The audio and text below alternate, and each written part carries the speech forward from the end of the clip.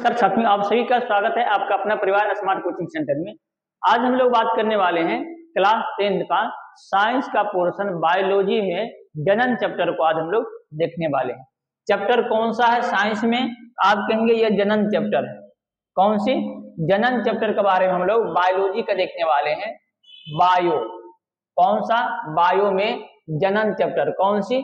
जनन। ठीक है, जनन चैप्टर के बारे में आज हम लोग जानने वाले हैं। सवाल ये होता है, जनन चैप्टर हम लोग दोनों के बारे में आज हम लोग जानने वाले हैं। उसके बारे में भी हो सकता है इसमें थोड़ा बहुत जान लेंगे, और मेल और फीमेल दोनों के बारे में हम लोग आज के चैप्टर में सीखने वाले हैं। पहला आपके पास क्वेश्चन है, जनन क्या है? जनन क्या है या किसे कहते हैं? जनन के कितने प्रकार हैं? जनन का मतलब ये होता है, जनन का मतलब होता है जनन। जनन का मतलब, जनन का मतलब होता है जन्म देना। क्या कहेंगे? जन्म देना। क्या होता है? जन्म देना।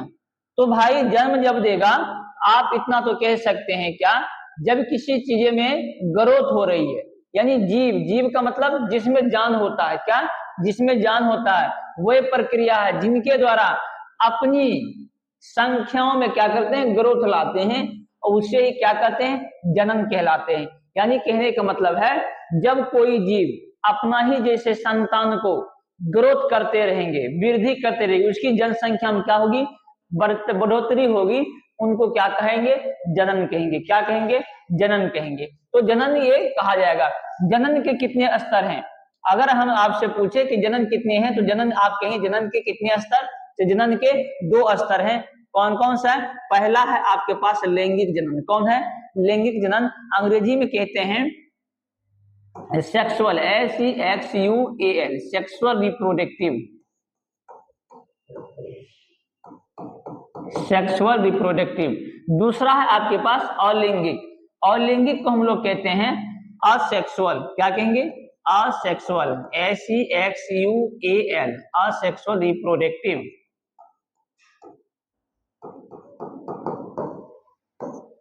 ठीक है, ये तो अंग्रेजी की बात की है।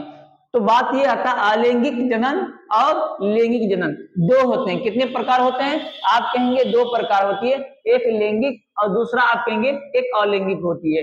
पहले हम बात कर लेते हैं अलैंगिक जनन के बारे में। इसके बारे में पहला पॉइंट आपको यहां से बना है, अलैंगिक जनन। अलैंगिक जनन किसको कहा जाता है? इस प्रकार के जो जीव होते हैं, कौन से?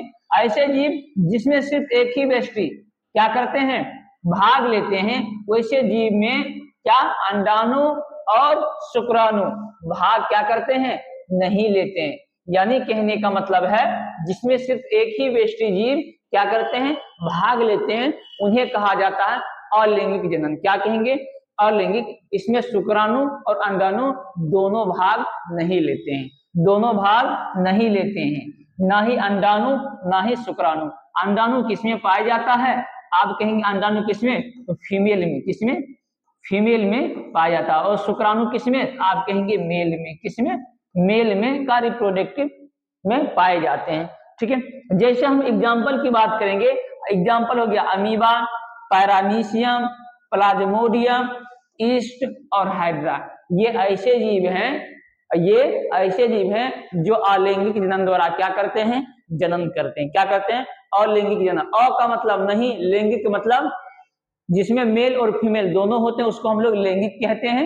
मेल और फीमेल पार्ट्स दोनों का संयोग से होता है, उसको लैंगिक। अ का मतलब नहीं, लैंगिक का मतलब हुआ जिसमें ये भाग नहीं लेते हैं, मेल और फीमेल। मेल में कौन सा?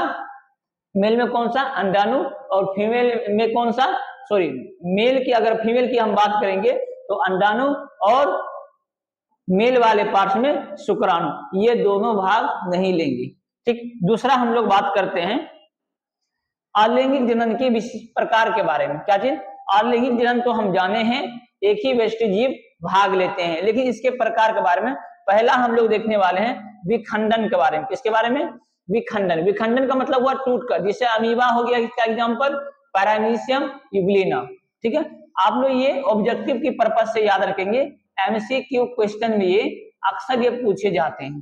ठीक है, इसको याद रखेंगे ऑब्जेक्टिव। मुकुलन की अगर बात करेंगे, अलैंगिक जनन में पहला विधि ये हुआ दूसरा हम ये बात करें मुकुलन क्या होता है, जैसे हाइड्रा हो गया और ईस्ट, ये दोनों एग्जाम्पल आपको ध्यान देना है। तीसरा आपको है अपखंडन विधि, कौन से अपखंडन जनन, जैसे अस्पायरोगायरा, क्या है अस्पायरोगायला और प्लेनेरिया, ये स्पेलिंग गलत है, प्लेनेरिया, अस्पायरोगायरा प्लेनेरिया। दूसरा हम लोग बात करने वाले हैं कायिका प्रबंधन के बारे में, ठीक है, जैसे आलू हो गया, गुलाब हो गया, अंगूर, ये सभी में कैसे होते हैं, आप कहेंगे इस सभी में होने वाले कैसे हैं, कायिका जनन, कौन सी कायिका जनन होने वाले। उसके बाद दूसरा बीजाणु जनन, क्या है बीजाणु जनन का मतलब बीजाणु के कारण होने वाले को बीजाणु जनन कहेंगे। जैसे इसका एग्जांपल याद रखेंगे शैवाल और कवक। आपसे क्वेश्चन कैसे पूछा जाएगा, निम्नलिखित में से कौन सा कायिका प्रबंधन द्वारा जनन किया जाता है, पहला दे देगा हाइड्रा, अस्पायरोगायरा, आलू, शैवाल। आपसे क्या पूछे कायिका प्रबंधन कौन सा है, आलू होंगे, ठीक है। यानी इस बात को अगर याद रखेंगे ऑब्जेक्टिव इससे पूछा जाता है, आपका कंप्लीट हो जाएगा। हम तीसरा बात करने वाले हैं अलैंगिक जनन जो बातें हैं उसकी विशेषता के बारे में, उसकी क्या कैरेक्टर है जो कि उससे अलग है, लैंगिक और अलैंगिक दोनों में क्या विशेषता है कि जो एक दूसरे से अलग है, अलग को ही विशेषता हम लोग कह देते हैं। देखिए पहला हम लोग बात करने वाले हैं क्या, इसमें जो जीव होते हैं सिर्फ क्या होते हैं, एक ही व्यष्टि जीव भाग लेते हैं, क्या करते हैं, एक ही व्यष्टि जीव इसमें भाग लेते हैं, उसको क्या कहेंगे अलैंगिक जनन। दूसरी हम लोग बात करते हैं अगर विशेषता के बारे में, इसमें युग्मक अथवा कह सकते हैं शुक्राणु और अंडाणु दोनों में से कोई भी भाग नहीं लेते हैं, ना ही मेल और ना ही फीमेल, ये दोनों में से जो भी इसके जो अंग होते हैं ये भाग नहीं लेते हैं, ठीक है। तीसरा हम लोग बात करने वाले हैं पॉइंट के बारे में, क्या इस प्रकार का जो जीव होगा या तो समसूत्री विभाजन होगा, क्या समसूत्री होगा, या फिर असमसूत्री कोशिका विभाजन होगा। विभाजन का मतलब ऐसे समझेंगे टूटना, ठीक है, या तो समसूत्री होंगे या असमसूत्री होंगे, ठीक। तीसरा ये बात की है। चौथा की ओर हम लोग चलते हैं, इस प्रकार जो जनन होगा क्या चीज अलैंगिक जनन में जो संतानें जन्म लेंगे, क्या चीज संतानें जन्म लेंगे, वह कैसे होंगे आनुवांशिक गुण के ठीक कैसे होंगे, अपने माता पिता के समान होंगे, यानी उनके जनक, जनक का मतलब क्या समझेंगे माता पिता के, कैसे माता पिता, ये दोनों के जैसा इसका क्या रहेगी गुण पाया जाएगा, ठीक है, ये बात को ध्यान देना। पांचवा हम लोग बात करते हैं इसकी विशेषता के बारे में, ये जो जनन से ज्यादा संख्या में, क्या चीज ज्यादा संख्या में और जल्दी से जो जीव होते हैं वो अपनी संतान की क्या कर सकते हैं उत्पन्न कर सकते हैं, क्या कर सकते हैं उत्पन्न कर सकते हैं। ये पांचवी हम लोग इसकी विशेषता जानते हैं। और छठा हम लोग बात अगर कर लेते हैं, ये किस प्रकार की इसकी जो कोटि होती है बहुत ही निम्न प्रकार की होती है, किसमें पौधे और जंतुओं में अगर बात करेंगे तो जटिल नहीं होते हैं, और ये मुख्य रूप से क्या करते हैं, मुख्य रूप से अपने इस विधि के द्वारा, कौन सी विधि, इस विधि अलैंगिक जनन, कौन सी विधि, विधि की अगर हम बात करेंगे अलैंगिक विधि द्वारा क्या करते हैं अपनी संतान को उत्पत्ति करते हैं, यानी अपनी संतान को जन्म देते हैं। और लास्ट हम लोग बात करने वाले हैं जी नंबर के, निषेचन की जरूरत इसमें बिल्कुल भी नहीं होती है। क्यों, रीजन ये है कि इसमें ना तो युग्मक का संलयन नहीं होता है, जब संलयन नहीं होंगे तो क्या इसमें जरूरत पड़ेगी निषेचन की, नहीं। मान लेते हैं हम ये एग्जाम्पल हम यहाँ एक दे देते हैं, मान लीजिए ये दोनों अलग अलग पार्ट्स हैं, जब तक ये निषेचन की प्रक्रिया नहीं होगी तब तक इसको निषेचन की जरूरत नहीं पड़ेगी। रीजन ये है कि क्योंकि ना तो इसमें युग्मज होंगे ना ही इसमें आपस में संलयन होंगे, ना ही युग्मक होंगे ना ही आपस में क्या होंगे संलयन होंगे, ना ही संलयन होंगे, तो इसका मतलब है उसके जरूरत नहीं है। किसकी ये विशेषता आई थी, आप कहेंगे इसकी किसकी विशेषता है, यह अलैंगिक जनन की विशेषता है। किनकी विशेषता, ये अलैंगिक जनन की विशेषता है, ठीक है। ये 6-7 हम बताएं आपकी विशेषताएं के बारे में। आगे हम लोग बात करते हैं लैंगिक जनन किसको कहते हैं। इससे पहले हम लोग पढ़े हैं अलैंगिक जनन, क्या पढ़े हैं अलैंगिक जनन पढ़े हैं। अलैंगिक जनन के बारे में हम लोग पढ़े हैं। अलैंगिक जनन में क्या होता है, सिर्फ एक ही व्यष्टि, क्या चीज एक ही व्यष्टि क्या करते हैं, भाग लेते हैं। क्या करते हैं, भाग लेते हैं, उसको क्या कहा जाता था, अलैंगिक जनन। लेकिन अब हम पढ़ने वाले हैं लैंगिक जनन के बारे में। इस प्रकार के जनन की विधि में दो अलग अलग लिंग क्या कर, दो अलग अलग लिंग या अथवा हम कह सकते हैं एक मेल और एक फीमेल, दोनों क्या करते हैं, भाग लेते हैं। इसे कहा जाता है अलैंगिक जनन। यानी कहने का मतलब है हम ये कह सकते हैं कि जिस जीव में दोनों चीजें की जरूरत हो, जैसे में हम ये मान लेते हैं, ठीक है, ये मेल पार्ट्स, ये मान लेते हैं फीमेल, ये दोनों के बीच की संलयन होगी। क्या चीज, ये दोनों के बीच की संलयन होगी। फीमेल वाले में क्या आप कहेंगे, अंडाणु। क्या होते हैं, अंडाणु। और मेल वाले में क्या होते हैं, शुक्राणु। क्या कहेंगे, शुक्राणु। ये दोनों से आपस में क्या होंगे, निषेचन की क्रिया करेंगे। क्या करेंगे, ये जो संयोग करेंगे, क्या करेंगे, संयोग, संयोग होंगे, ये कहलाएंगे क्या चीज, कौन सी प्रक्रिया, ये करने की प्रक्रिया कहलाएगा कौन सी, लैंगिक। क्या कहेंगे, इसको लैंगिक जनन कहेंगे। क्या कहेंगे, लैंगिक जनन। क्यों, रीजन ये है कि इसमें शुक्राणु और अंडाणु, मेल और फीमेल दोनों पार्ट्स की आवश्यकता पड़ी, इसीलिए इसको हम लोग क्या कहेंगे, अलैंगिक जनन कहेंगे। जैसे हम जानते हैं, एग्जाम्पल की अगर हम बात करेंगे, एग्जाम्पल आप याद है, मनुष्य हो गया, पशु और अन्य जो भी जीव है, ये किसके एग्जाम्पल हैं, ये एग्जाम्पल है किसके, लैंगिक जनन के। आपसे यहाँ पर एक क्वेश्चन अगर पूछा जाएगा, आप याद रखेंगे क्या, नोट करके हम लोग लिख देते हैं, आप याद रखेंगे सबसे अच्छा जनन विधि कौन सा है, सबसे बेहतर, सबसे बेहतर या अच्छा जनन विधि कौन सी, जनन विधि, जनन विधि किसको मानेंगे, आप कहेंगे लैंगिक को। कौन सा, लैंगिक, लैंगिक विधि को। किसको, सबसे अच्छा कौन सी जनन विधि मानी जाती है, तो लैंगिक को मानी जाती है। इस बात को क्या करेंगे, आप ध्यान रखेंगे। आगे हम बात करते हैं, लिंग के आधार पर अगर हम जानेंगे तो कितने वर्गों में बांटा गया है, यानी लिंग के आधार पर अगर हम बात करते हैं, लिंग के आधार पर आपको जीवों को कितने वर्गों में, दो वर्गों में बांटी गई। कितने वर्गों में, दो वर्गों में। पहला हम लोग बात करते हैं किसके बारे में, पहला बात करते हैं एकलिंगी और, एकलिंगी और दूसरा क्या, उभयलिंगी। एकलिंगी और उभयलिंगी, जिसमें एकलिंगी और उभयलिंगी दोनों एक एक करके हम लोग देखते हैं, एकलिंगी क्या होती है और उभयलिंगी क्या होती है। एकलिंगी और उभयलिंगी,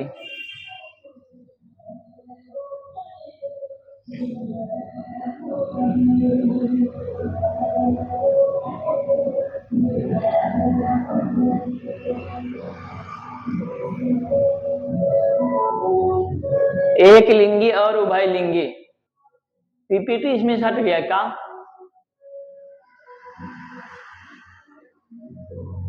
चलिए ठीक है, देखते हैं, बाद में हम उसको देख लें। पुष्प में जो है क्या चीज, पुष्प के जो ऊपर बैठे रहते हैं, क्या चीज, कोई फूल है, फूल के ऊपर अगर जो भी बैठे रहते हैं उनको हम लोग कहते हैं क्या चीज, पुष्पासन। पुष्प यानी फूल के ऊपर बैठने वाले को पुष्पासन। पुष्प का मतलब फूल, आसन का मतलब बैठने वाला।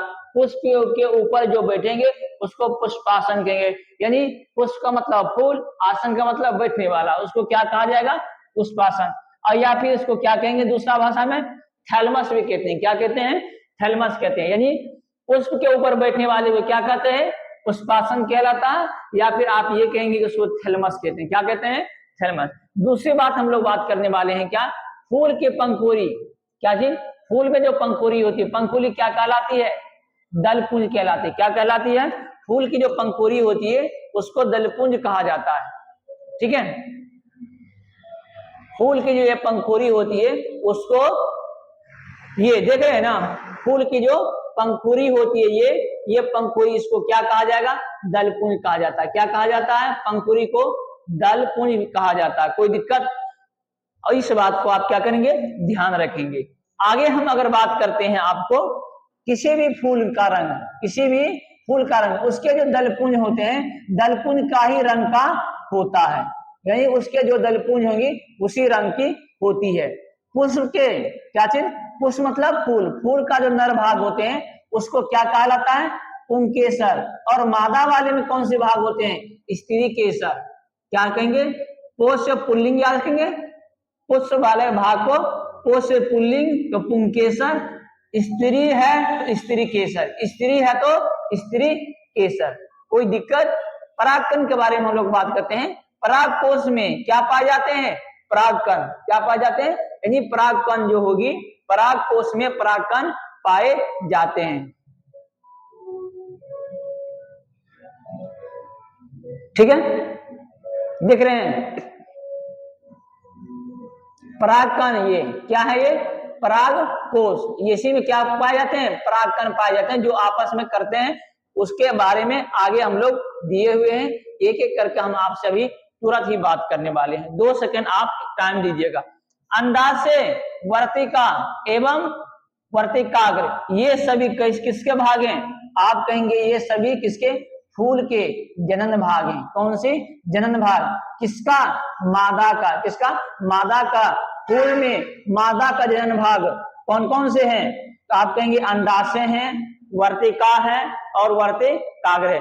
मादा का मतलब क्या समझेंगे? फीमेल वाले। कौन से? फीमेल वाले पार्ट्स कौन से हैं? तो अंडाशय, वर्तिका और वर्तिकाग्र होते हैं। किसके?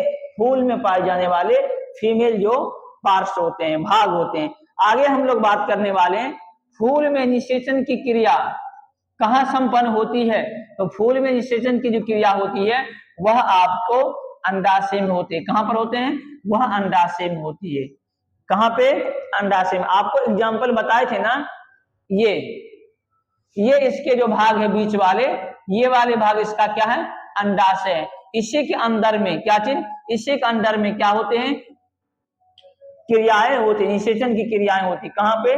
निषेचन, निषेचन की क्रिया, निषेचन की क्रिया कहां पर होती है? इसी के अंदर होती है निषेचन की क्रिया। आगे हम बात करते हैं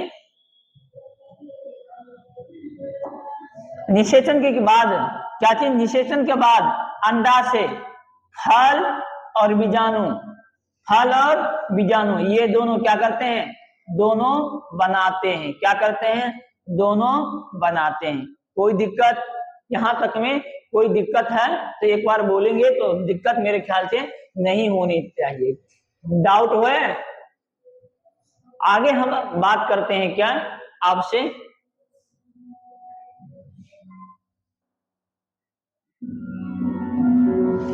देखिए परागकण किसको कहते हैं और ये कितने प्रकार की होती है?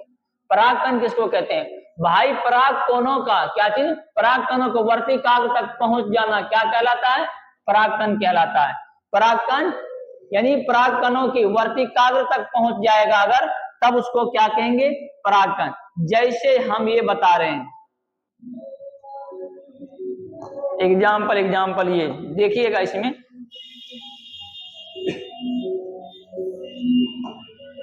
देखिए ये क्या है? परागकण। क्या है? ये परागकण आपको कहां पर? वर्तिकाग्र तक। यानी कहने का मतलब है जब कोई परागकण होगी, क्या होगी? परागकण है, ये परागकण स्वतः कहां पहुंच जाएगी? वर्तिकाग्र। परागकण ही पहुंच जाएंगे कहां? वर्तिकाग्र तक। तब उसको क्या कहेंगे? तब इसको हम लोग कहते हैं क्या चीज? परागकण।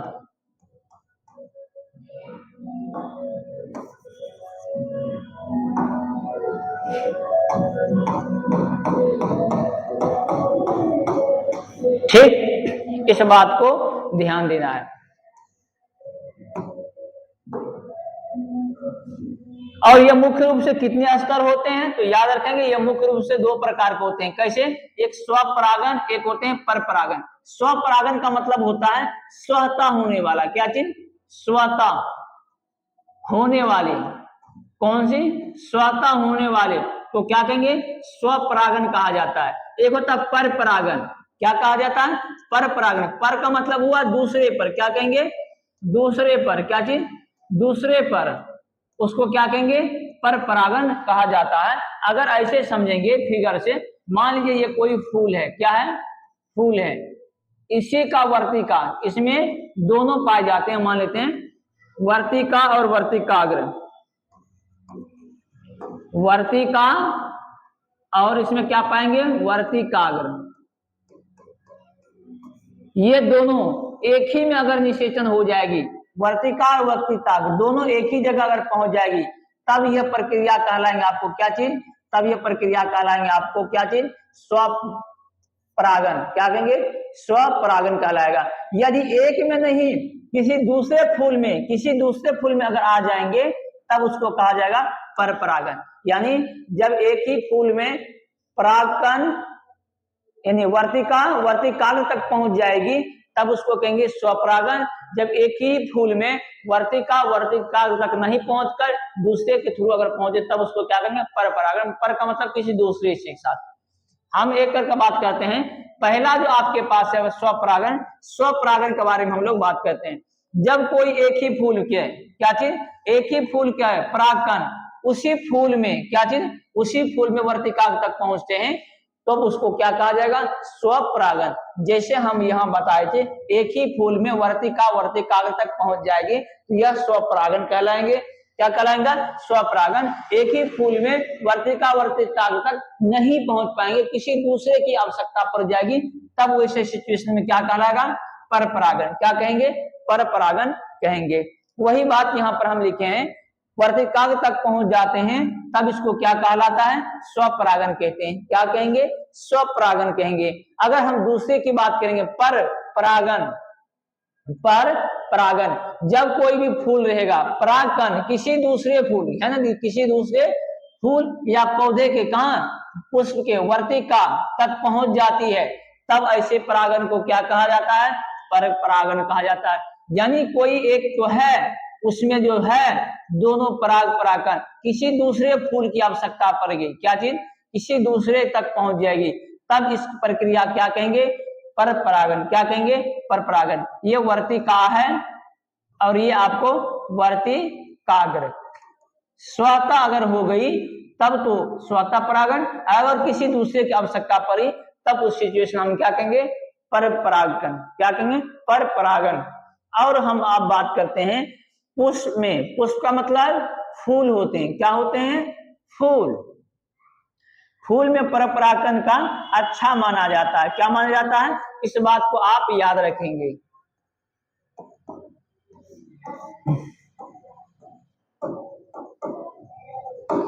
ठीक है।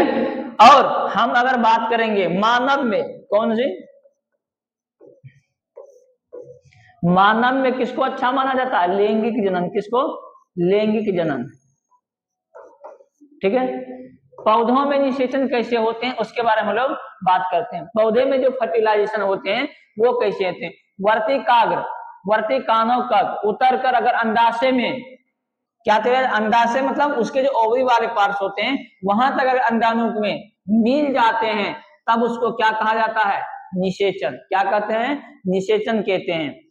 क्या कहलाता है, यानी वर्तिका जो होती है परागकण से, यानी वर्तिका जो होती है ये परागकण से उतरकर, वर्तिका जो होती है, वर्तिका जो होती है परागकण से निकलकर वह कहां पर, निषेचन की क्रिया अंडाणु में कर लेते हैं, उसको क्या कहा जाता है, परपरागन कहा जाता है। क्या कहते हैं, परपरागन कहा जाता है। ये हो गया आपको पौधों में होने के लिए क्या चीज है, निषेचन की क्रिया है। वर्तिका जो होगी परागकण में उतरकर किसी अंडाणु वाले भाग में, किसमें, अंडाणु वाले भाग में क्या करेंगे, अंडाणु से मिलना, मिलना मतलब मिलना बोलिए या संयोग को, संयोग करना आपस में, क्या कहलाएगा, वह क्या कहलाएगा आपको, निषेचन कहलाता है, यानी फर्टिलाइजेशन। अंग्रेजी में क्या कहते हैं, फर्टिलाइजेशन। क्या कहते हैं, फर्टिलाइजेशन। FERTILIZATION, fertilisation. आगे ध्यान देंगे, ये पॉइंट है, एक परागकण एक अंडाणु से मिलकर क्या बनाते हैं, भ्रूण बनाते हैं, जबकि वही परागकण दो अंडाणु से अगर मिलेंगे तो तब क्या कहलाते हैं, भ्रूण को कोष बनाते हैं। क्या कब बनाते हैं, एक ही परागकण एक ही अंडाणु से मिलेंगे तो एक अंडाणु से मिलेंगे तो भ्रूण बनाएंगे। क्या बनाएंगे, भ्रूण। और अगर दो से मिलते हैं, कितने, दो से, एक हुआ ये, अगर दो से मिलते हैं तो वह क्या कराएंगे, भ्रूण कोष। क्या कहलाएंगे, भ्रूण कोष। एक से साथ मिलना, एक के साथ मिलना भ्रूण कहलाएंगे, और एक से अधिक दो के साथ मिलना क्या कराएंगे, भ्रूण कोष कहलाएंगे। क्या कहलाता है, भ्रूण कोष। यानी भ्रूण का बनने का एक अलग जो फेल होता है उनको कहा जाता है क्या चीज, भ्रूण कोष। अब हम लोग बात करते हैं भ्रूण कोष के बारे में। भ्रूण कोष को भोजन कहाँ से, भ्रूण कोष से मिलता है। यानी भ्रूण को भोजन भ्रूण कोष से कहाँ करता है, प्राप्त करते हैं। क्या करते हैं, मिलता है या प्राप्त है, होता है, प्राप्त होता है। ठीक। अब हम बात करते हैं, एक और पॉइंट है, पुष्प में परागन किसके द्वारा, पुष्प में परागन, परागन किसके द्वारा, कीट के द्वारा, पक्षियों के द्वारा, हवा के द्वारा, जानवर के द्वारा या मानव के द्वारा, ये सभी चरणों से होकर होती है। या फिर कैसे होंगे, पक्षी के कारण, कोई एक पक्षी किसी पौधे पर या फूल पर बैठी किसी और दूसरे पर पहुंच गई, तो ये भी एक माध्यम हो क्रिएट किया, क्या के लिए, पर परागन के लिए। ठीक है। और दूसरी बात हम ये कह सकते हैं, कोई मनुष्य है जो आपस में वो किसी चीज को टच करते हैं, उसके भी कारण हो जाए। कोई हवा है, हवा का झोंका चला, उसके भी कारण हो सकता है। कोई कीट है, कोई कीट बैठी, उसको कुछ चीजें खा रही थी या उस पर स्पर्श किया, उसके भी कारण, कोई दूसरे पौधे पर अगर फूल पर पहुंचते हैं उसके भी कारण ये क्या हो जाते हैं, माध्यम का काम करते हैं। क्या चीज के लिए, परागन। क्या चीज के लिए, परागन के लिए या डिपेंडेंट करते हैं। और हम बात करते हैं सबसे छोटा फूल कौन सी, सबसे छोटा फूल होते हैं कौन सी, बुल्फिया। इसमें परागन किसके द्वारा होता है भाई, इसमें परागन कीटों के द्वारा होता है। किसके द्वारा, कीटों के द्वारा। और सबसे बड़ा जो फूल होती है कौन सी, सबसे बड़ा जो फूल होती है कौन सी, अस्पेसिया, अस्पेलेसिया। इसमें परागन किसके द्वारा होती है, तो हाथी के द्वारा। बड़े फूलों में, बड़े फूल कौन सी है, होती है, रेफेलिया। क्या कहेंगे, रेफेसिया। इसमें किसके द्वारा होता है, हाथी के द्वारा। और छोटे जो फूल होते हैं कौन सी, बुल्फिया। इसमें परागन किसके माध्यम से होती है, कीटाणु, यानी कीटों के द्वारा, सॉरी कीटाणु नहीं, कीटों के द्वारा संपन्न की जाती है। ठीक है। ये आपको हो गया पार्ट्स, इसके ब्रांच हैं, ये इसकी टहनियां है, ये इसके अंदर वाले पार्ट्स हैं। ये है पंखुड़ियां। क्या कहते हैं इसको, इसको पंखुड़ियां कहते हैं। क्या कहते हैं, ये पंखुड़ियां इसके कहलाता है। ठीक है।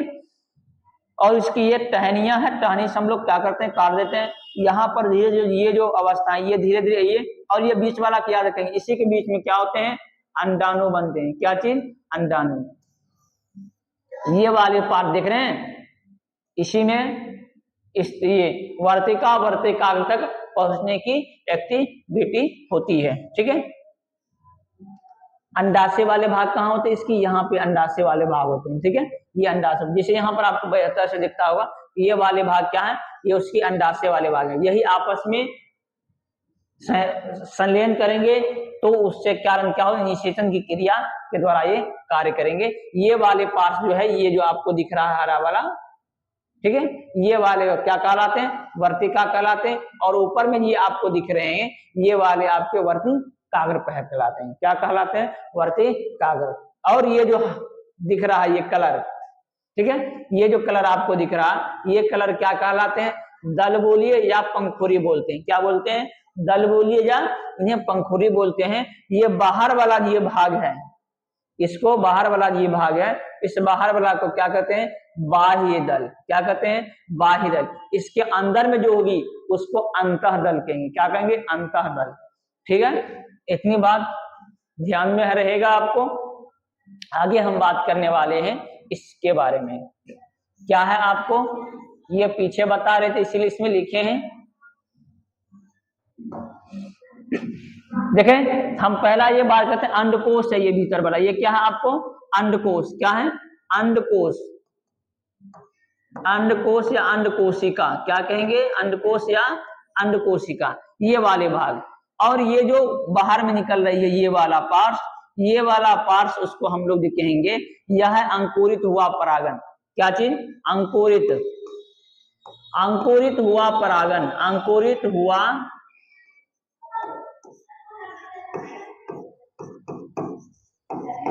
परागकण। ठीक है। ये जो इसकी ये कहलाएगा, ये इसकी नली है। क्या है, नली। या परागनलिका, क्या कह देंगे, परागनलिका।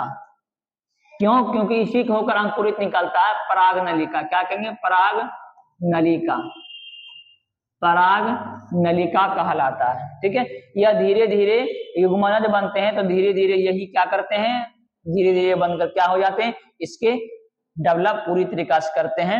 ये जो कहलाता है, ये बीच वाले जो बलेक है, यह इसको युग्मनज निर्माण क्या कहते हैं, युग्मनज, युग्मनज निर्माण, क्या कहेंगे, युग्मनज निर्माण। ठीक है, सेम यही है, निषेचन की क्रिया में एक एक करके ये आगे वाला भाग को हम बताएं कैसे फर्टिलाइजेशन हो रही है। इसी में हम लोग बात करते हैं, ये फूल के बारे में बताया गया है, ये फूल में कौन कौन सी, किसको, इस वाले भाग को हम लोग क्या कहते हैं, इसमें इस वाला जो आपको अंदर पे ये भाग दिख रहा है, इस वाले भाग को क्या कहते हैं, अंडाशय, क्या कहेंगे, अंडाशय। और यहाँ पर जो बाहर वाला ये लेयर होती है, ये काम करने वाला, इसको कहते हैं बाह्य दल, क्या कहेंगे, बाह्य दल। ठीक है, और ये जो इसकी होती है, ये रेड वाला ये आप देख रहे हैं, ये हुआ पंखुड़ी, क्या है, पंखुड़ी। ठीक है, और बाकी तो आप ये जानते हैं, इसको क्या कहते हैं, वर्तिका कहते हैं। और ये वाले जो पार्ट है, वर्तिका ही अगर इस पर पहुंच जाता है, ये परागकण है, ये परागकण के बारे में बता रहा है। ठीक है, बाकी सब तो हम ये आपको ये उसकी नली के बारे में बता ही दिए। यह जो एग्जाम्पल है, यह एग्जाम्पल किसका, वर्तिका, क्या कहेंगे, परागकोश में, यानी परागकण वर्तिका, वर्णी कहने का मतलब इसमें, इसमें कहने का मतलब है वर्तिका, क्या कहेंगे, वर्तिका खुद पहुंच जाएगा वर्तिकाग्र तक, कहां, वर्तिकाग्र, वर्तिका खुद कहां पहुंच जाएगा, वर्तिकाग्र तक। तब ऐसे को क्या कहेंगे, स्वपरागन, क्या कहेंगे, स्वपरागन, क्या कहेंगे, स्वपरागन, स्वपरागन। और यदि ये कह सकते हैं वर्तिका, क्या चीज, वर्तिका और वर्तिकाग्र, ये दोनों एक दूसरे की, किसके, किसी दूसरे फूल में, किसी दूसरे फूल तक अगर पहुंच जाती है, तब इसको कहेंगे परपरागन, क्या कहेंगे, परपरागन, क्या कहलाएगा, तब उसको कहेंगे हम लोग परपरागन, क्या कहेंगे, परपरागन कहेंगे। ये जो एग्जाम्पल आप देख रहे हैं ना, ये किसका है, हाइड्रा का है, क्या है, ये हाइड्रा का है। ठीक है, एक एक करके भाग के बारे में बता दिए।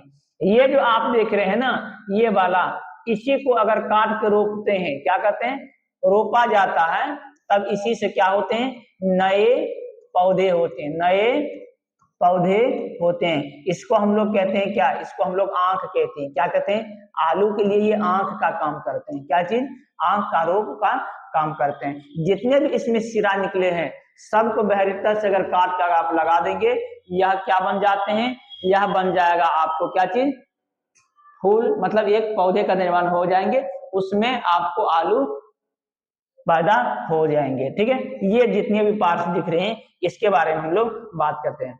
अंकुरित वाले भाग हैं, ये कौन से हैं, अंकुरित वाले, कौन सी, अंकुरित, आप कहेंगे किसके वाले भाग हैं, अंकुरित वाले, कौन सी, अंकुरित वाला। ठीक है, अब हम यहाँ पर थोड़ा सा आप देखिएगा। ठीक है, स्त्री केसर के बारे में हम लोग बता रहे थे, और पुंकेसर के बारे में। ये मेल वाले पार्ट्स है, कौन से, मेल वाले को पुंकेसर का है, स्त्री केसर का मतलब फीमेल वाले पार्ट्स, किसको, फीमेल वाले पार्ट्स को स्त्री केसर कहा जाता है।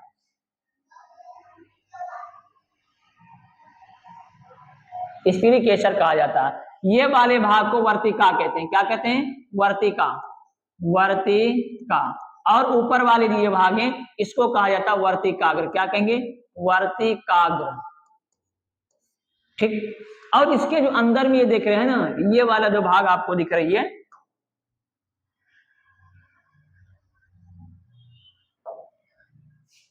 यहां से लेकर ये वाले भाग, इसके अंदर में ये है, ये वाले भाग इसको क्या लाएंगे, अंडाणु, क्या चीज, अंडाणु या अंडाशय वाले भाग। इसी में इसमें क्या होते हैं, इसमें ही ये अंडाशय, अंडाणु बनते हैं। ठीक है, और धीरे धीरे इसी को अगर ग्रोथ कर पाएंगे, तो आप इस तरह से आप देख पाएंगे क्या, ऐसे ऐसे करके ये बीज बन गए हैं। इसके अंदर में क्या बन जाते हैं? बीज बन जाते हैं। इसके अंदर में बीज बन जाते हैं। क्या बन जाते हैं? बीज बन जाते हैं, जिसको बीजाणु कहते हैं, बीजांड। ठीक है, ये वाले पार्ट क्यों? क्योंकि अंडाणु बन रहा है। क्या बन रहा है? अंडाणु बन रहा है। अंडाणु बनेगा तो उसको क्या कहेंगे? अंडाणु बनेगा तो वह फीमेल वाले में आएंगे। फीमेल वाले में आएंगे तो क्या कहेंगे? स्त्री केसर। क्या कहेंगे? स्त्री केसर। अगर मेल वाले में रहेंगे तो उसको क्या कहेंगे? मेल वाले में रहेंगे उसको क्या कहेंगे? पुंकेसर। क्या कहेंगे?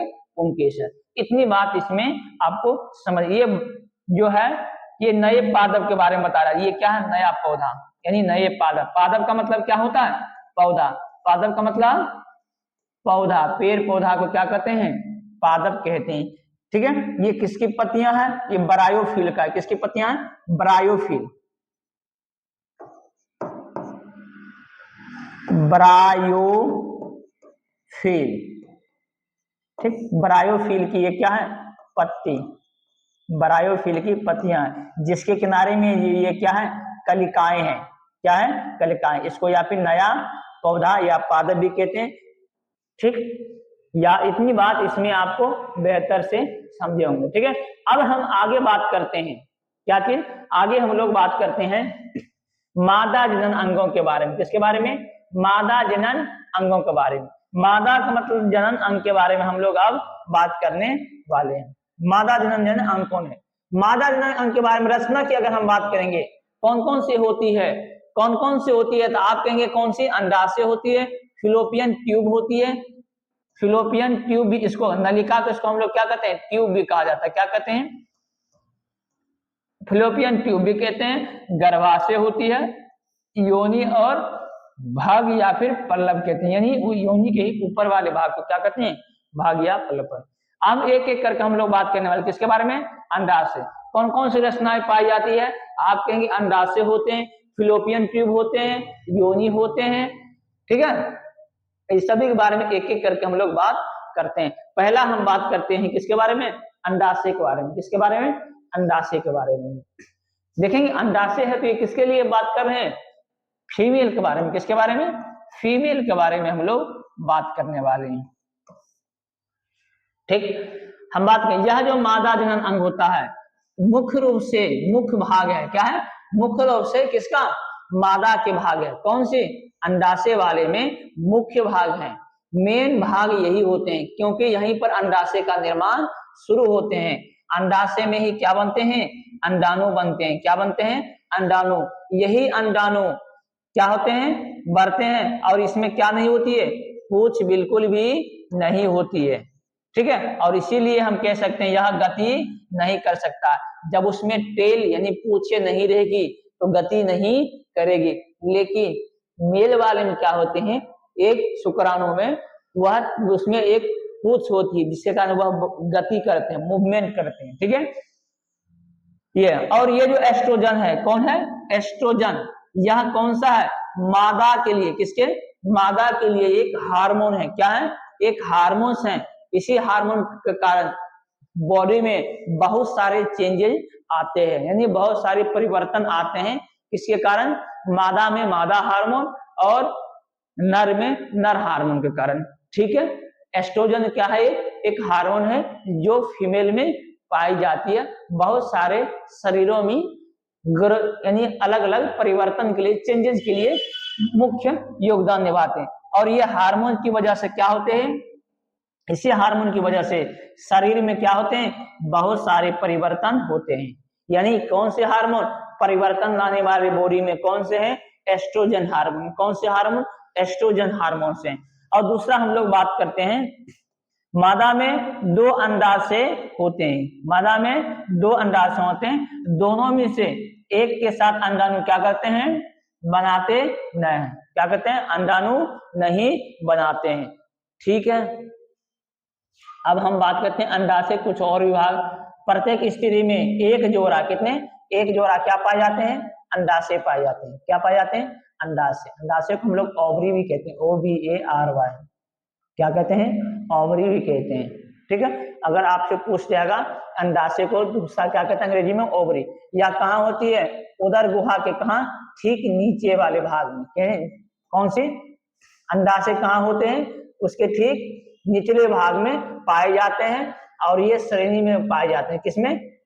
श्रेणी में पाए जाने वाले कौन से? निचले वाले भाग के श्रेणी में अवस्थित होते हैं या पाए जाते हैं। और दूसरा हम लोग बात करने वाले प्रत्येक जो अंडाशय होते हैं, अंडाशय में एक क्या होती है? पतली सी क्या पाई जाती है? पेरिटोनियम। क्या चीज? पेरिटोनियम क्या होती है? मेम्ब्रेन होती है। मेम्ब्रेन, मेम्ब्रेन को वही कहते हैं, झिल्ली ही कहते हैं, मेम्ब्रेन, MEMBRANE। मेम्ब्रेन होती है जो क्या करती है? उदर गुहा। क्या करती है? उदर गुहा के पृष्ठ भागों में दीवार से क्या रहती है? कनेक्टेड रहती है, मतलब जुड़ी हुई रहती है। क्या करती है? कनेक्टेड रहती है। और यह कौन सी में? या कौन से ऊतक में से? संयोजी ऊतक। कौन सी? कनेक्टिंग टिश्यू कहते हैं। क्या कहते हैं? संयोजी ऊतक, यानी कनेक्टिंग टिश्यू के क्या करते हैं? आवरण को क्या करते हैं? कनेक्टिंग टिश्यू का आवरण ट्यूनिका। क्या कहेंगे? Tunica, tunica. दूसरा क्या कहेंगे? ट्यूनिका एल्बूजिया। क्या कहेंगे? एल्बूजिनिया। एल्बूजिनिया से क्या रहती है? कवर करके रहती है। क्या करके? कवर्ड करके, कवर करके रहता है। और ये आवरण के नीचे क्या कहते हैं? इसी आवरण का मतलब उसका जो कवर होता है, ढक्कन होता है, उसी के नीचे ये क्या करते हैं? एक थैली होती है जिसको क्या कहते हैं? एपिथेलियम। क्या कहते हैं? एपिथेलियम पाया जाता है। और इसी में ये क्या करते हैं? एपिथेलियम जो होती है, उसी एपिथेलियम में ये धीरे धीरे ग्रोथ करते हैं। क्या करते हैं? धीरे धीरे विकसित करते हैं। क्या करते हैं? ग्रोथ करते हैं। एपिथेलियम के अंदर में ग्रोथ करते हैं। क्या ग्रोथ करते हैं भाई? इसका अंडाणु। क्या कहेंगे? अंडाणु। अंडाणु क्या करते हैं? ग्रोथ करते हैं। अंडाणु कहाँ ग्रोथ करते हैं? आप कहेंगे एपिथेलियम में। कहां पर? एपिथेलियम। एपिथेलियम कहाँ स्थित रहती है? उसका जो आवरण होती है, आवरण के नीचे अवस्थित होती है। ठीक है। और कौन से आवरण से ढका रहता है? उसको सुरक्षा प्रदान करने के लिए आप क्या कहेंगे? ट्यूनिका एल्बोजिनिया। क्या कहेंगे? ट्यूनिका एल्बोजियम से ढका रहता है। कौन से हार्मोन पाए जाते हैं मादा में परिवर्तन के लिए? तो आप कहेंगे एस्ट्रोजन हार्मोन पाए जाते हैं। कौन से हार्मोन? एस्ट्रोजन हार्मोन पाए जाते हैं। ठीक है। मादा के ये पहला के बारे में हम लोग बात किए। अंडाशय के बारे में। किसके बारे में? अंडाशय के बारे में। अब हम लोग बात करने वाले हैं फिलोपियन ट्यूब के बारे में। किसके बारे में? फिलोपियन ट्यूब के बारे में, यानी फिलोपियन नलिका भी कहते हैं। फिलोपियन नलिका के बारे में अब हम लोग बात करते हैं। फिलोपियन नलिका क्या होती है? नलिका बोलिए, या फिर नलिका को हम लोग ट्यूब भी बोल देते हैं। क्या बोलते हैं? ट्यूब भी बोलते हैं। तो फिलोपियन ट्यूब क्या होता है उसके बारे में हम लोग बात करते हैं। यह एक जोड़ी होती है। कितना? एक जोड़ी नलिकाएं कैसी होती है? चौड़ा होती है, जो अंडाशय के कहा? ऊपरी भाग से। कहां पे? अंडाशय से, मतलब जहां पर अंडाणु बनते हैं वहां के ऊपरी भाग से होकर क्या करते हैं? नीचे की ओर जाती है। कहां पर? ऊपरी वाले भाग से वह नीचे की ओर क्या करते हैं? जाते हैं। और लास्ट वो कहां पहुंच जाते हैं? गर्भाशय से। कहां पे? गर्भाशय में। और गर्भाशय से वह जुड़ी हुई के कारण वह कहां पहुंच जाती है? फिलोपियन नलिका के द्वारा शीर्ष भाग पर, यानी सबसे ऊपरी वाले भाग पर पहुंच जाते हैं। और ये होती है किसके? कीप के समान होती है। किसके? कीप के समान। टीप यहाँ लिखा होता, टीप के समान होती है, जो क्या करती है? अंडाशय को क्या करती है? अंडाशय मतलब जहां पर अंडाणु बनते हैं वह कहां जाती है? फिलोपियन नलिका से प्रवेश करके काम करती है, यानी वह मदद करती है। कौन सी? फिलोपियन नलिका काम करती है। ठीक है। इसी चीज को अगर ऑपरेशन में महिला को काट कर हटा दिया जाता है या बांध दिया जाता है, नसबंदी करते हैं, तो वह गर्भधारण करने योग्य नहीं होता, क्योंकि वह पहुंचने में क्या करते हैं? बहुत कठिनाई होगी, वह जाएगी नहीं, इसीलिए वह काम नहीं करेगी। इतनी बात याद रखेंगे। और वह फिलोपियन नलिका किससे जुड़ी रहती है? फिलोपियन नलिका आपको गर्भाशय से जुड़ी रहती है। किससे जुड़ी रहती है? गर्भाशय से जुड़ी रहती है।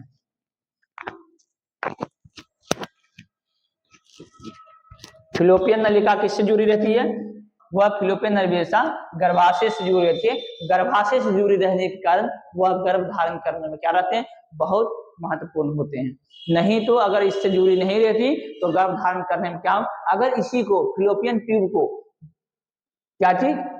अगर ये फिलोपियन ट्यूब को क्या करेंगे? इसको काट दिया जाता है, मतलब नसबंदी कर दिया जाता है, तब मान लीजिए इसको गर्भ धारण करने में क्या होते हैं? प्रॉब्लम होती है।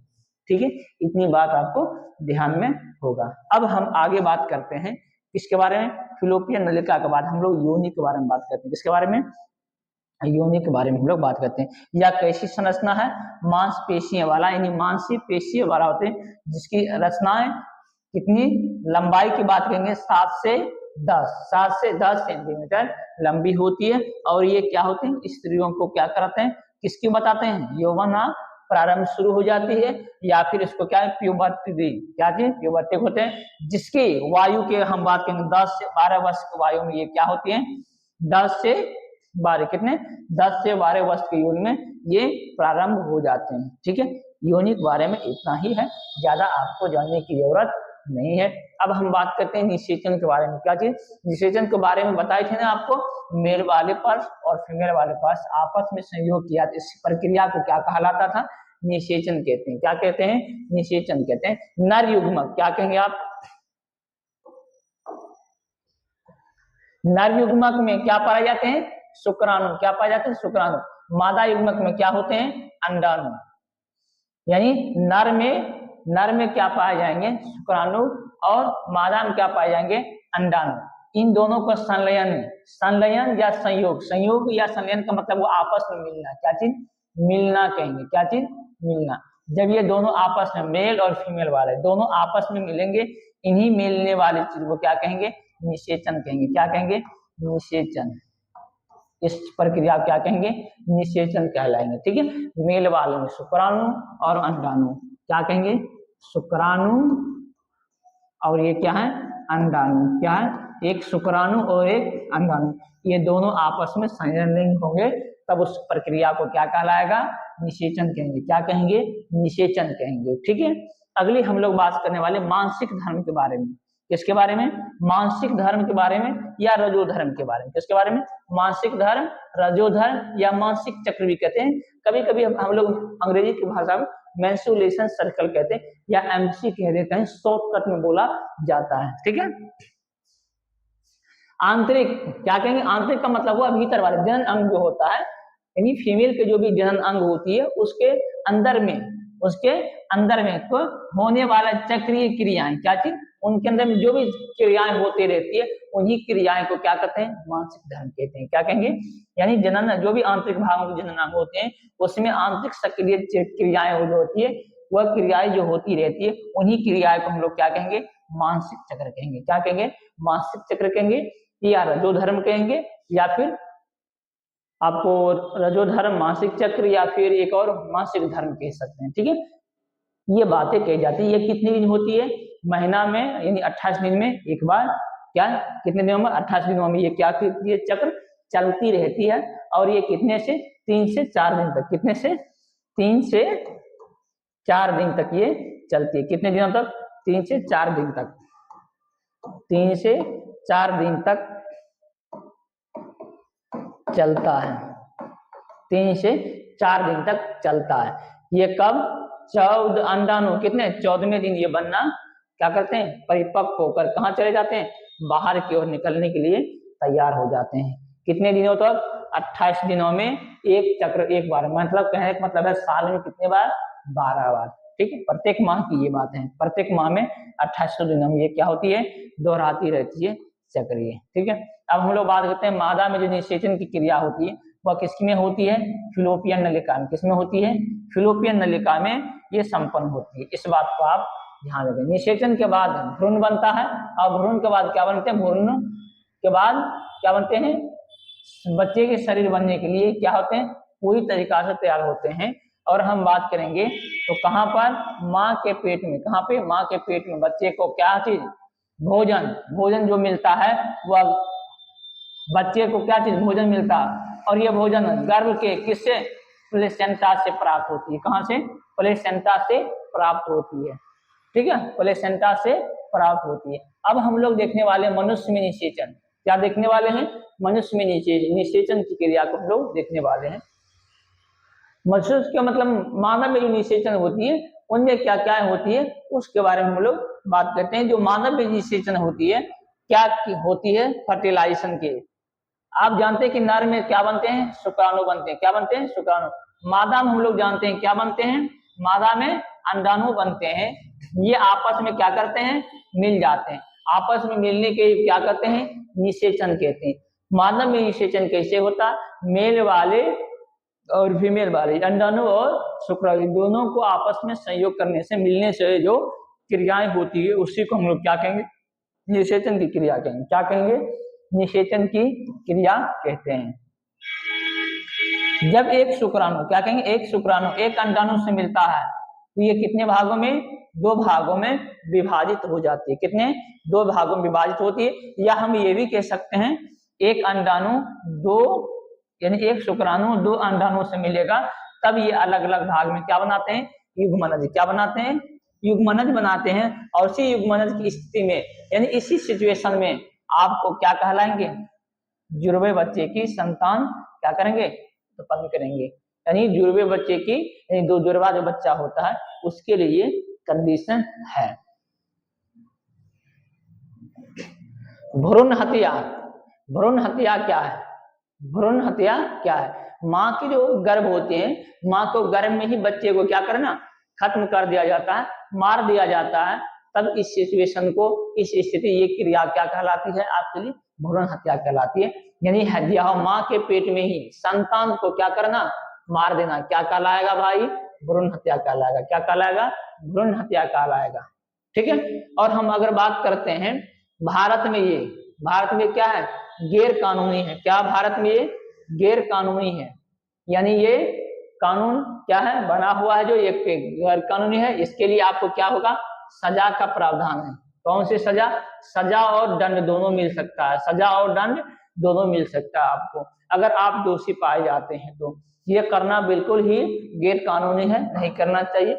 बहुतों को देखे हैं भेदभाव के कारण, गर्ल्स और बॉयज के भेदभाव के कारण कभी कभी ऐसी बहुत सारे घटनाएं घटित हुई है, इसलिए सरकार ने अंत में एक प्रावधान जरूर बना के दिया है। ठीक है। ये हम बात करते हैं भ्रूण हत्या किसको कहते हैं, माँ के गर्भ में ही, माँ के गर्भ में ही बच्चे को मार देना ही क्या कहलाएगा, भ्रूण हत्या।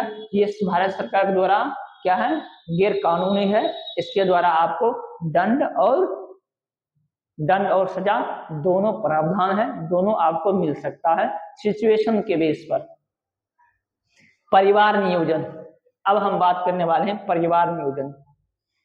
परिवार नियोजन किसको कहेंगे, मतलब परिवार को प्लानिंग कैसे करेंगे कि परिवार, कितना परिवार चाहिए, फैमिली कितनी चाहिए ना, 2 फैमिली होनी चाहिए, 4 होनी चाहिए, 6 होनी चाहिए। सबकी अपनी अपनी चॉइस और अपनी अपनी इच्छा होती है, उसको हम लोग समझते हैं। देखिए छोटा भी परिवार रहे, बशर्ते उसको हर चीजें की प्राप्त हो सके वैसी होनी चाहिए। जरूरी नहीं कि बहुत बड़ी परिवार होना चाहिए, एक छोटा ही परिवार बेहतर होता है, क्योंकि उसकी पढ़ाई लिखाई हर चीज को मायने से देखा जाता है। सही पोषण की जरूरत होती है, सही से उसको डेवलप मिल सके, हर चीजें प्राप्त हो सके, ये बहुत मायने रखती है।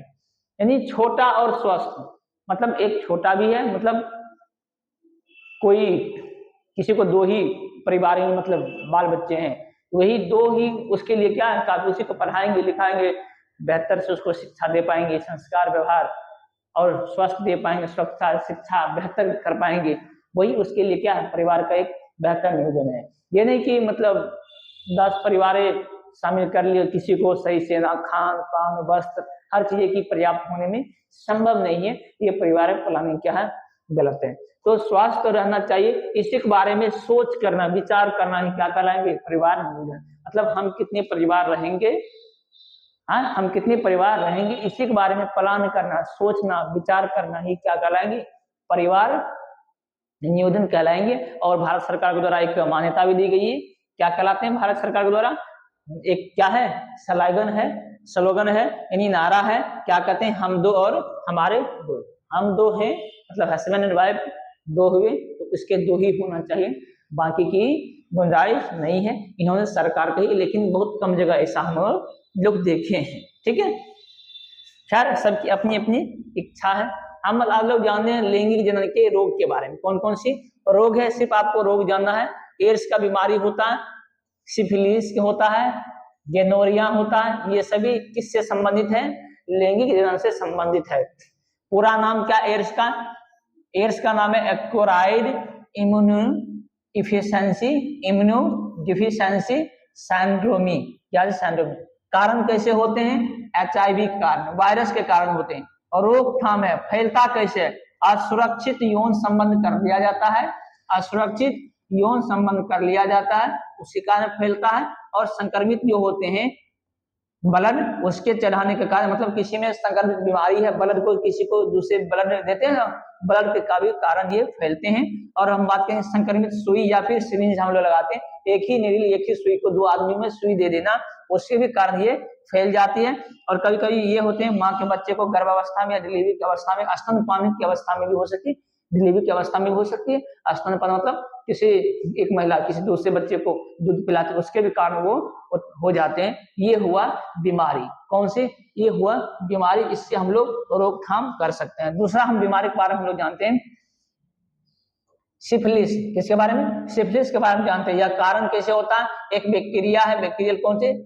ट्रेपोनियम, ट्रेपोनियम पेल्डियम के कारण होती है। फैलता कैसे है? असुरक्षित यौन संबंधी, वही है यौन संबंधी कारण होता है। संक्रमित क्या चीज? माँ के बच्चे को होता है। लक्षण इसको अगर देखना है तो कौन कौन से लक्षण, बस ये जानकारी की पर्पस से हमने बनाया है, इसकी बहुत कम ही आपकी, सिर्फ आपको बीमारी का नाम आपको याद रखना है।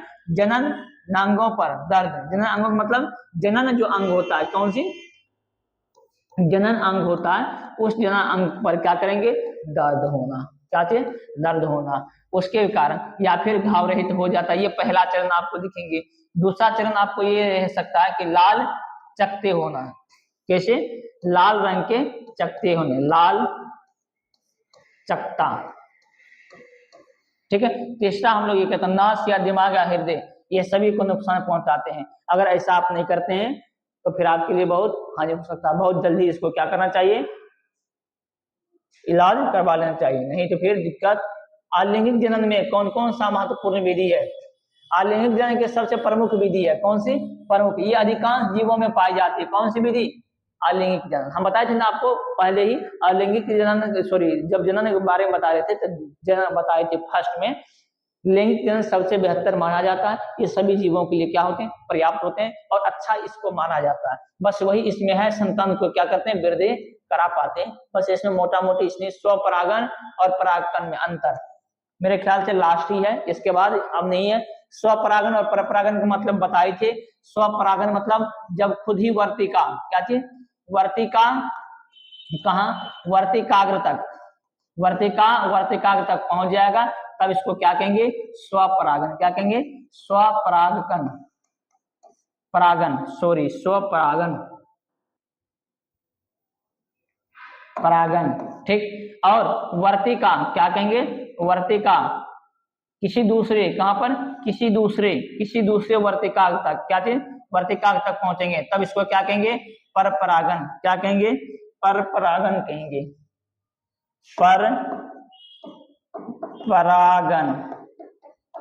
परपरागन कहेंगे, ठीक है। उसी के बारे में हम बात करते हैं, स्वपरागन के बारे में।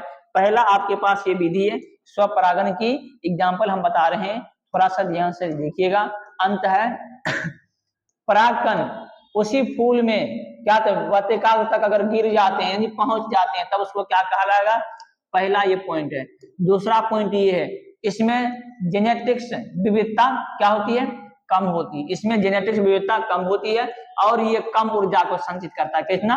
बहुत कम ऊर्जा को संचित करता है। जिससे आपको एग्जाम्पल अगर टमाटर हो गया, मूंगफली हो गया और मटर हो गया। पर परागन मतलब, पर का मतलब दूसरे पर, एक फूल दूसरे फूल पर अगर वर्तिकाग्र तक पहुंच जाती है, तब ऐसे को क्या कहा जाता है? पर परागन कहते हैं। इसमें परागकण होते हैं, एक फूल जो होता है किसी दूसरे फूल पर, कहां पर? किसी दूसरे फूल का, कहां पर? वर्तिकाग्र तक पहुंचते हैं। कहां तक? वर्तिकाग्र तक अगर पहुंचते हैं, तब ऐसे को क्या कहा जाता है? पर परागन। ये पहला पॉइंट था। दूसरा पॉइंट हम बात करें, इसमें जो जेनेटिक्स होती है, इसमें जैसे जेनेटिक्स कम होता है, इसमें जेनेटिक्स क्या होती है?